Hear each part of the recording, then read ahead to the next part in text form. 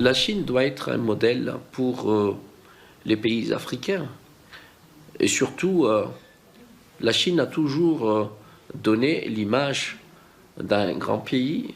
D'ailleurs, on l'appelle la République populaire de Chine, parce que ce modèle propulsé par le Parti communiste a toujours travaillé au bénéfice de sa population.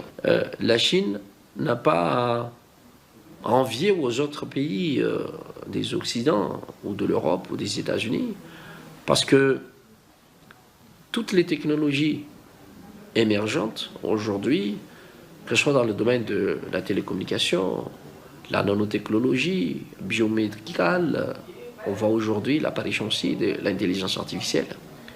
La Chine est loin devant les autres, de ses concurrents.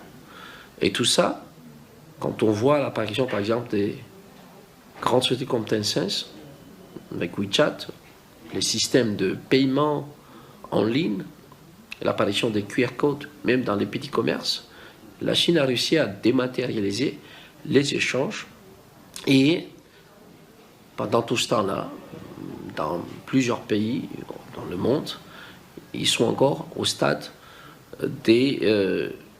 plutôt d'une adaptation, de mutation technologique.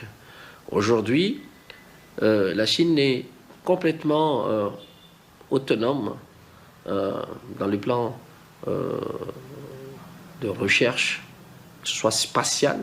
Aujourd'hui, la Chine possède ses propres réseaux satellitaires, des constellations dans les clouds, ce qui leur garantit aujourd'hui un système extrêmement puissant pour gérer toute communication, dans les télécommunications.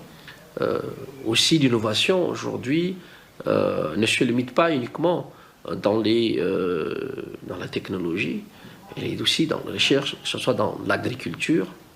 Aujourd'hui à Madagascar par exemple, on fait la promotion des riz hybrides. C'est une technologie initiée par un professeur de Hunan de Chine et qui commence à porter ses fruits parce que ça nous permet aujourd'hui d'accroître des rendements à l'hectare. L'Afrique regorge d'énergie, mais il doit être capable de s'inspirer d'un modèle chinois pour une industrialisation, de transformation des matières. Donc l'Afrique doit s'inspirer de ce modèle, dans le sens où les Africains ils doivent promouvoir leur pays avec les Africains et par les Africains et aux Africains surtout.